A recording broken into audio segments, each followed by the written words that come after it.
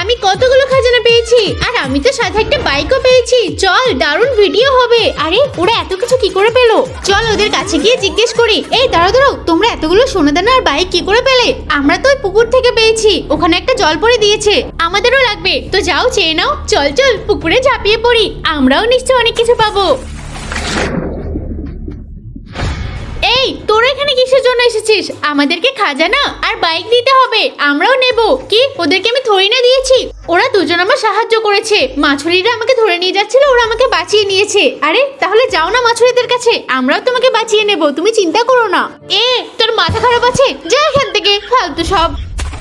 তাহলে এখন আমরা কি করব তুই বল। এখন তো ওনাকে বিপদে না ফেলতে পারলে তো আমাদের সাহায্য করবে না। আরে বিপদে ফেলবো আমি, এইটা কারেন্টের তার, এখন আমি পানিতে দিয়ে দেবো।